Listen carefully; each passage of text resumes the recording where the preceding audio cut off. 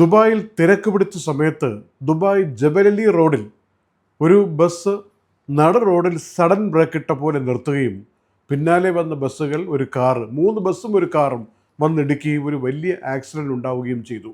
മൊത്തം 25 പേർക്ക് പരിക്ക് പറ്റിയതിൽ ചില ആളുകളുടെ നില ഗുരുതരമാണെന്നാണ് ദുബായ് പോലീസ് പറയുന്നത്.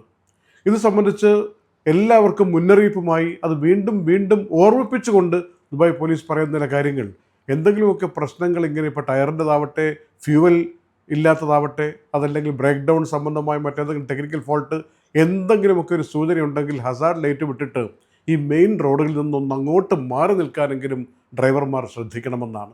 1000 ദിർഹം പെനാൽറ്റി, പിന്നെ ഒരു എക്സ്ട്രാ പെനാൽറ്റി ഉണ്ട് 500 ദിർഹം. മറ്റു വാഹനങ്ങളെ തടസ്സപ്പെടുത്തുന്നത്, വഴിവെക്കെ നിൽക്കുന്നത് ഒരു കുറ്റം, മറ്റുള്ളവരെ തടസ്സപ്പെടുന്ന രണ്ടാമത്തെ കുറ്റം, പിന്നെ 6 ബ്ലാക്ക് പോയിൻറ്റും.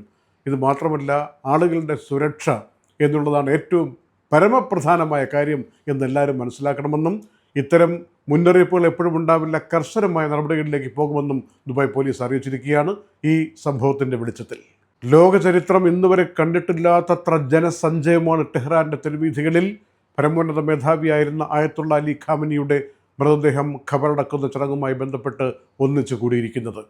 ആരോഗ്യമന്ത്രി പറയുന്നത് 15 മില്യൺ ആളുകളാണ് ഇപ്പോൾ നിരത്തിലുള്ളത് എന്നാണ്.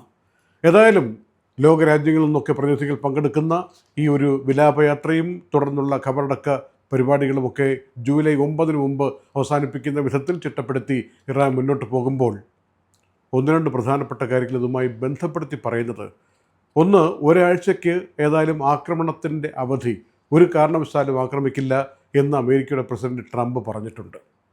രണ്ടാമത്തെ കാര്യം, അമേരിക്ക തന്നെ നൽകുന്ന ഒരു മുന്നറിയിപ്പുണ്ട്.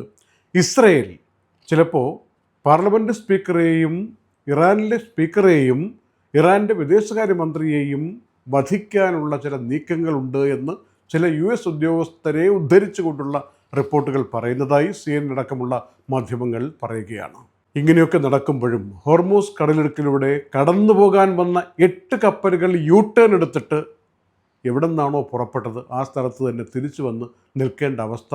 അത്ര പന്തിയല്ല ഇപ്പോൾ കടന്നു പോകുന്നത് എന്ന് കരുതിക്കൊണ്ട് കപ്പലുകൾ മാറിയ സാഹചര്യം, ഇതിനെക്കുറിച്ചുള്ള റിപ്പോർട്ടുകളും വരികയാണ്. നമ്മളൊക്കെ അതിൽ നിന്നെല്ലാം മാറി പ്രശ്നങ്ങളൊക്കെ അവസാനിച്ച് ലോകം സുഗമമായി മുന്നോട്ട് പോകുന്നു എന്ന് കരുതുമ്പോഴും ഇതൊക്കെയാണ് യഥാർത്ഥത്തിൽ സംഭവിക്കുന്നത് എന്ന കാര്യം അറിയാൻ വേണ്ടി സൂചിപ്പിച്ചതാണ്. ലണ്ടനിലേക്ക് ഏറ്റവും കുറഞ്ഞ ചെലവിൽ പോകാൻ ആഗ്രഹിക്കുന്നവർക്ക് എയർ അറേബ്യ ഇന്നു മുതൽ ഇതാ സന്തോഷമായൊരു വാർത്ത നൽകുന്നത്. ദിവസം 2 ഫ്ലൈറ്റുകൾ വെച്ച് ലണ്ടനിലേക്ക് ലോ കോസ്റ്റ് എയർലൈൻസായ എയർ അറേബ്യ സർവീസ് നടത്തുന്നു എന്നുള്ളതാണ്. മാത്രമല്ല, മുടങ്ങിക്കിടന്നിരുന്ന സിറിയ അലപ്പോ സിറ്റിയിലേക്കുള്ള ആ ഒരു ഫ്ലൈറ്റ് സർവീസും പുനരാരംഭിച്ചതായി ഇന്നത്തെ എയർ അറേബ്യ റിപ്പോർട്ടിൽ പറയുകയാണ്. ഷാർജയിൽ നിന്ന് മറ്റൊരു വാർത്ത കൂടി. ഈ കോൺസുലാർ സേവനങ്ങളൊക്കെ ഇപ്പോൾ ബുദ്ധിമുട്ടിലായി തുടരുന്ന ഈ സാഹചര്യത്തിൽ ഷാർജ ഇന്ത്യൻ അസോസിയേഷനിൽ സംഘടിപ്പിച്ച ഇന്നത്തെ ഒരു കോൺസുലാർ സേവന പരിപാടി 200-ലധികം ആളുകൾക്ക് പ്രയോജനം കിട്ടിയെന്ന അറിയിപ്പ് ഞങ്ങൾക്ക് ലഭിച്ചിരിക്കുന്നു. നാളെയും തുടരും, ഞായറാഴ്ച ഉണ്ടാവും എന്ന കാര്യം മനസ്സിലാക്കിയിട്ട് അത്യാവശ്യം പാസ്പോർട്ട് എന്തെങ്കിലും പുതുക്കാനോ അങ്ങനെയുള്ള ആവശ്യങ്ങളൊക്കെ ഉള്ളവർ, കോൺസുലാർ സേവനം വേണമെന്നുള്ളവർ ഷാർജ ഇന്ത്യൻ അസോസിയേഷനിൽ എത്തണം. കോൺസുലേറ്റിലെ ഉദ്യോഗസ്ഥർ നമുക്ക് വേണ്ട നിർദ്ദേശങ്ങൾ നൽകും എന്ന കാര്യം കൂടി അറിയിക്കുകയാണ്.